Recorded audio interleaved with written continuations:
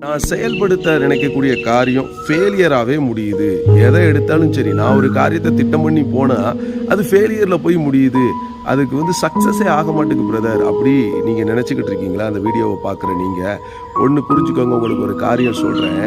தேவனை நம்பி தேவனை சார்ந்து இயேசுவை ஏற்றுக்கொண்ட உங்கள் வாழ்க்கையில் நீங்கள் ஒரு வேளை உங்கள் விருப்பத்தை நிறைவேற்றுறதுக்கு நீங்கள் முயற்சி பண்ணலாம். சில நேரத்தில் சில வாக்குத்தத்தங்கள் உங்களுக்கு கிடைச்சிருக்கும்.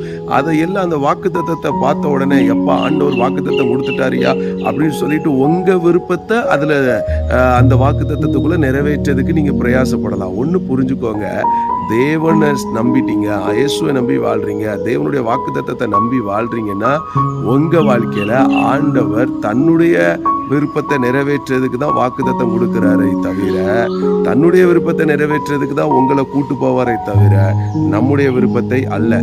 நம்முடைய விருப்பம் நம்முடைய கெப்பாசிட்டிக்கும் நம்முடைய சூழ்நிலைக்கு ஏற்ற மாதிரி தான் இருக்கும். ஆனால் ஆண்டவருடைய விருப்பம் மகிமையான திட்டத்துக்கு நேராக இருக்கும். வேதத்தில் ஆபிரகாம் தேவனை விசுவாசித்து தேவனை நம்பி வாழ்ந்து கொண்டிருக்கிற ஆபிரகாம் ஆண்டவர் வாக்குத்தத்தம் கொடுக்கிறாரு.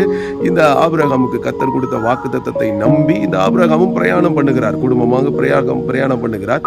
அப்படி போன நாட்கள்ல இந்த ஆபிரகாம் தன்னுடைய திட்டங்களை செயல்படுத்த நினைக்கிறார். வீட்டு வேலைக்காரனா ஒருத்தர் இருக்கிறான், அவனை பார்த்து ஆண்டவர்கிட்ட கேட்கிறாரு, இவனை நான் பிள்ளையா மாத்திக்கிட்டுமா அப்படிங்கிறாரு.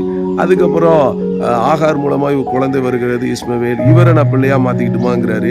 அதாவது தேவன் வாக்குத்தத்தம் கொடுத்துட்டாரு, கொஞ்சம் தாமதமாயிடுச்சு உண்மைதான். ஆனா தன்னுடைய விருப்பத்தை செயல்படுத்த நினைக்கிறாரு. இப்படி பண்ணலான்றா, இப்படி பண்ணட்டான்னு.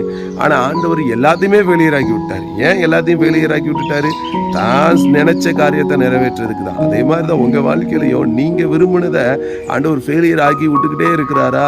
நீங்க ஒன்னே ஒண்ணு புரிஞ்சுக்கோங்க, நீங்க செயல்படுத்த நினைக்கக்கூடிய காரியம் தேவனுக்கு பிரியம் இல்லை அப்படின்னு மட்டும் நினைச்சுக்கோங்க. அவருக்கு பிரியமானது மகிமையாய் நிறைவேறும். அவர் உங்களுக்கு சொல்லி இருக்கிறாரா? ஒருவேளை நீங்க அந்த காரியத்துல நீங்க செயல்படுத்த நினைச்சு தோத்துக்கிட்டே இருக்கலாம். அதை நீங்க செயல்படுத்துறத விட்டுட்டு தேவனே நீங்க என்ன நினைச்சிருக்கீங்களோ அதை என் வாழ்க்கையில செயல்படுத்துங்கன்னு சொல்லிட்டு கடந்து போங்க. நீங்க ஒரு அற்புதத்தை பார்ப்பீங்க. அப்படிதான் ஆபிரகாம் கடைசியில ஆண்டவரே நீங்க நினைச்சே நடக்கட்டும் ஆண்டவரேன்னு சொல்லி கடந்து போறாரு. ஆண்டவர் வாக்குத்தத்தம் பண்ணப்பட்ட அந்த மகிமையான அந்த ஈசாக்குங்கிற ஆசீர்வாதத்தை அந்த ஆபிரகாம் கையில கொடுத்தாரு. அதே மாதிரி உங்க வாழ்க்கையிலேயே ஆண்டவர் கொடுப்பாரு.